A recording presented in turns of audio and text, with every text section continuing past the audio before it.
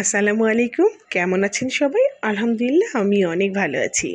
আজকে আমি একটু অন্য স্টাইল করে একটু চিকেন কষা রান্না করব। তো যাই হোক, এখানে আমি একটা ১ কেজি ওজনের একটা মুরগি নিয়েছি। এটা মানে সোনালী মুরগি। তো যাই হোক, এইটা আমি একটু মেরিনেট করে নিলাম। একটু হলুদ আর লবণ আর সরিষার তেল দিয়ে আমি আধা ঘন্টা একটু মেরিনেট করে রেখেছিলাম। আর এদিকে আমি ফ্রাই প্যানে তেল দিয়ে দিলাম, সরিষার তেল বেশ খানিকটা। আর দিয়ে এর ভিতরে আমি জিরা, তেজপাতা আর কাঁচা লঙ্কা আমি ফোড়ন দিয়েছি। দিয়ে ভালো করে নাড়াচাড়া করে এর ভিতরে এখন আমি হাফ কাপ পেঁয়াজ কুচি দিয়ে দিয়েছি। দিয়ে আমি পেঁয়াজটাকেও খুব ভালো করে ভেজে নিচ্ছি। তবে এটা আমি ব্রাউন কালার করব না। তো এটা একটু ভাজা ভাজা হয়ে গেলেই যখন একটু নরম হয়ে যাবে তখন এর ভিতরে আমি মেরিনেট করা চিকেনগুলো দিয়ে দিচ্ছি। আর মেরিনেট করা চিকেন দিয়ে আমি ২-৩ মিনিটের মতো একটু ভাজা ভাজা করব। মাংসের রঙটা যখন একটু মানে অন্যরকম হয়ে যাবে, একটু সিদ্ধ সিদ্ধ টাইপের হয়ে যাবে, তখনই এর ভিতরে আমি আস্তে আস্তে মশলাগুলো দিয়ে দেবো। তো এর ভিতরে আমি প্রথমেই দিয়ে দিলাম আলু। আমি ৪টা আলু নিয়েছি এখানে, নিয়ে আমি এখন বাটা মশলা দিয়ে দিচ্ছি। তো এখানে আমি ২ টেবিল চামচ পেঁয়াজ বাটা, ১ টেবিল চামচ আদা বাটা আর ১ চা চামচ রসুন বাটা, এটা দিয়ে আমি আবার এই মানে চিকেনটা ৫ মিনিটের মতো একটু ভালো করে কষিয়ে নেব।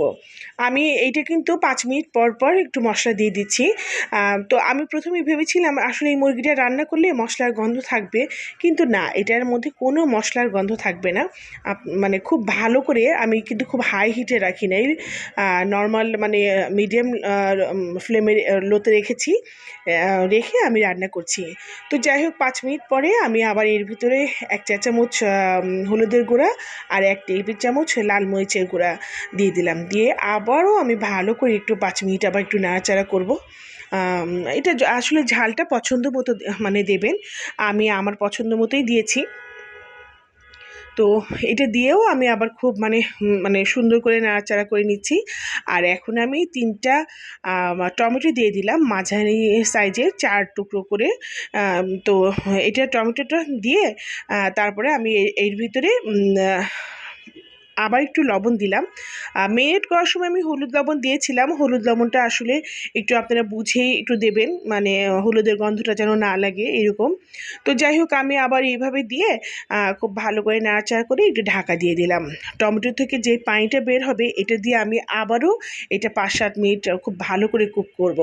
তো যাই হোক, আমি এটা মানে ৫-৭ মিনিট পরে এর ভিতরে আমি আবার ১ চা চামচ ধনিয়া গুঁড়া আর ১ চা চামচ কালো গোলমরিচের গুঁড়া দিয়ে আবারও ভালো করে নাড়াচাড়া করছি। তো এইটার ভিতরে কিন্তু আমি এখনও কোনো পানি দিইনি, কারণ টমেটো থেকে অনেক খানিকটা পানি বের হয়ে যায়। পানি বের হয়ে মানে চিকেনটা না বেশ ভালো মানে সিদ্ধ হয়ে যাবে। তো আমি আবারও ঢাকা দিয়ে দিলাম, যেহেতু পানি বের হয়েছিল। আর এই যে এখন পানিটা বেশ খানিকটা টেনে এসেছে, আমি আবার ভালো করে নাড়াচাড়া করে এর ভিতরে আমি মানে গরম পানি ব্যবহার করব। অবশ্যই রান্নাতেই সবসময় চেষ্টা করবেন সবাই গরম পানি ব্যবহার করতে। গরম পানি ব্যবহার করলে না রান্নাটাও তাড়াতাড়ি হয় আর খাবারটাও অনেক টেস্ট লেগে যায়। তো যাই হোক, আমি বেশ মানে খুব বেশিও পানি দিলাম না, প্রায় ১ মগের মতো পানি দিয়ে দিয়ে ভালো করে এটা মানে এখন রান্না হতে দেবো। আর এই রান্নার সবচেয়ে প্রধান মানে ইন্টারেস্টিং ব্যাপার যে এখানে আমি ১ চা চামচ রসুন কুচি দিয়েছি, ছোটো ছোটো করে কুচি করে দিয়েছি। এটাতেও কিন্তু কোনো গন্ধ থাকবে না, মানে আমি আবার যতটুকু রান্না করব এর মধ্যে গন্ধটা চলে যাবে। আর নামানোর আগে কাঁচামরিচ দিয়েছি টেস্ট অনুযায়ী। তো আমার এই রান্নাটা ভালো লাগলে অবশ্যই লাইক, কমেন্ট, শেয়ার করবেন। আল্লাহ হাফেজ।